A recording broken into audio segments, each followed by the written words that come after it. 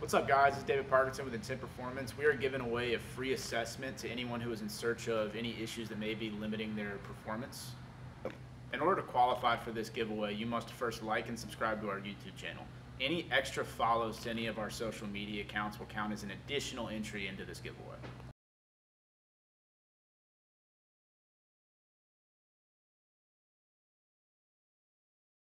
Talk about that, Phil. Yeah. What you got on it? Not a lot. Not a lot.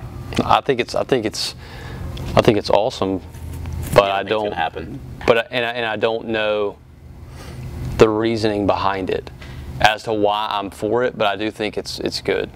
I like the idea of 4-ounce baseballs. So it's more just like subjective. Like you don't really have an answer to it. You just. I would have to research into it. Just think it'd be better. Yeah. Yeah, because I mean that is something you do have to talk about too. Is that like we're aware that like based off of the studies that have already been done, the lighter the baseball, the higher the stress on the arm. But I don't know if they've ever ran that in youth sports. Right. Because, all right, so we know that the bicep tendon, we know that the flexor mass pronator, the tricep tendon, we know that all stabilizes the joint of the elbow, and we're aware that when you're throwing those heavier balls and when you're a little bit older, those are actually your main stabilizers rather than the UCL, obviously. But the question is, do youth have enough buildup of strength and stability in the elbow to be able to maintain throwing a baseball in general? Because I don't think that, honestly, like you watch kids throw, I don't really think that any kid that throws a baseball is doing it right necessarily. Right, and see what I'm thinking, I think that probably like when a youth throws, like when we throw a 4 or a 3-ounce, right, and we're talking about more stress, right, because of those velocities. Yeah. Okay, so I'm thinking that more than likely, and this is just opinion, I feel like that would be close to a youth throwing a tennis ball or a wiffle ball. Mm-hmm. Like because think of strength.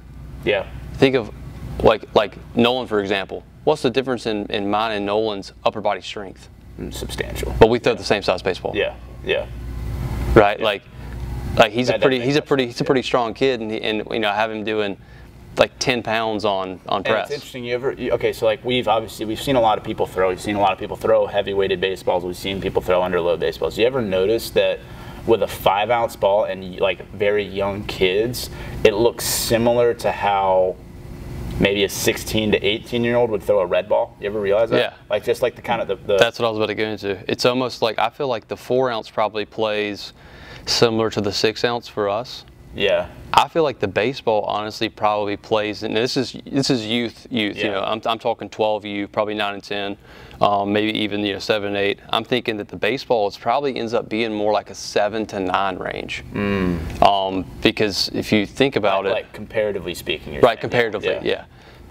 Comparatively to us, yes. Because just based off of upper body strength, I feel like what that 9 feels like to me, it's got to be close to what that baseball feels like to that young kid. Yeah, I remember I used to in my old one of my old pitching coaches. Whenever I went and took lessons, he had this lead baseball. It was literally just a baseball that was lead, and he used to it was probably close to like honestly 6 pounds maybe. Like it was literally just a tiny little sphere of lead. Yeah, I don't know why I ever picked that thing up at that age. That probably wasn't the smartest idea. Probably pretty risky. Yeah.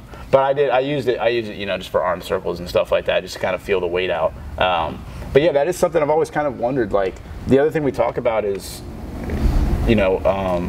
organized baseball coming more prevalent.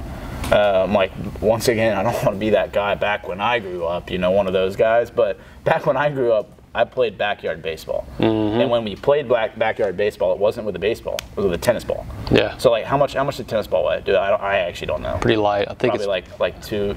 I think it's probably about 2 ounces. Yeah. So you got a 2 to 2.5 ounce object that's half the weight of a baseball, and you have no issues with it. On top of that, here's the other thing we used to do all the time, and this is, I actually think that this skill is lacking with youth sports today. Do you remember hot box or like pickle or some other names for that? There's a few other names. We call it hot box or pickle. I think that that's lacking, and the reason why, if you think about it, With a tennis ball, you got to hit some dude that's running, and most of the time they're running this way. So you got to be able to lead and have good feel and be able to, dude, I think that's the whole reason I have command, is because like over time, once again, the body's going to adapt based off the objective you're trying to give it. If you're focused on tracking something, leading it and throwing it with the same intensity and hitting that dude on the run, you got to have good feel for it. And you wouldn't be able to do that with a baseball. Also, think about this. This is something that just popped in my head. How many kids have you seen playing wall ball with a tennis ball? How many of those kids have you seen? Flawless. How many of you have you seen complain about their arm bothering them? Yeah. You don't see it. Yeah. I've never been at a baseball game and they're out there for like an hour and a half. And they're throwing it as hard as they possibly can into the wall, right? Oh yeah. No warm, like nothing. They're just grabbing it and slinging it. They never go like, oh, that arm doesn't feel good. Yeah. But how many kids have you seen between the ages between the ages of 7 to 10, 11, and they throw in here with just a baseball? Yeah. And they complain about something not feeling great or being a little sore. Yeah. That's a good point. The question there has to be then, do you not just change the weight, do you also change the size? Because you start talking about, you know, I think you do. You talk about all these other sports, and like, and when you think about it that way, it does make a little bit more sense of more like, hey, let's accumulate this to the size of the hands of a kid. Because here, let's also say this: you ever put your hand up against a kid, like, man, it's like this, right? Like, do you really think that they should be throwing the same thing that like grown adults are throwing? Like, then that just that make sense. Just like the fact that like I think it would also help with, and this is kind of going into a different topic, but like think about what it would do for pitch design and fastball efficiency as these kids get older. Because like, how does Nolan hold a baseball? The entire hand, right? That's all he can do. Because he can't grab it. Yeah. He can't grab it and be behind the baseball with 2 fingers. So like, if you think about it, like he's using the same size ball as me, and his hands don't fill up my palm. Yeah.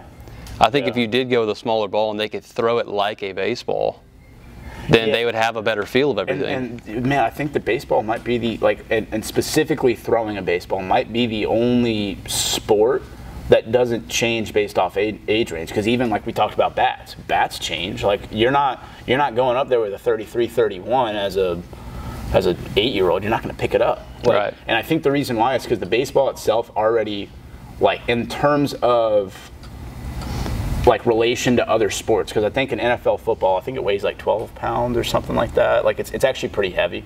I don't know if it's exactly that. I know it's in the higher like between 6 to 12 pounds. Maybe even more than that. I don't know.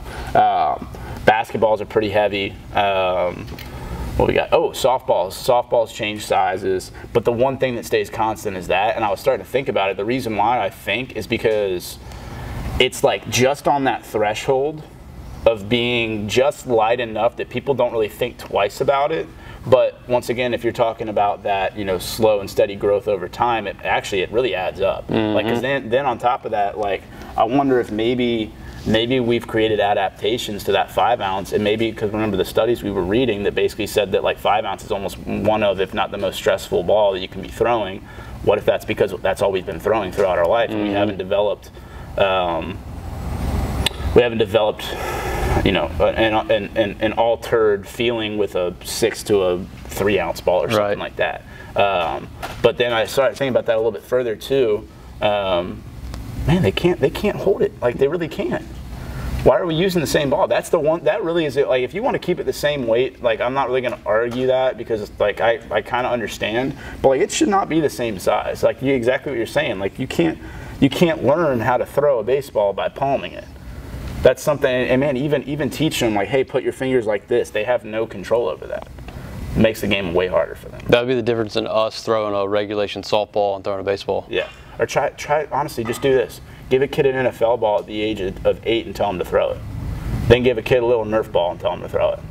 They're going to be completely different. Yep. So.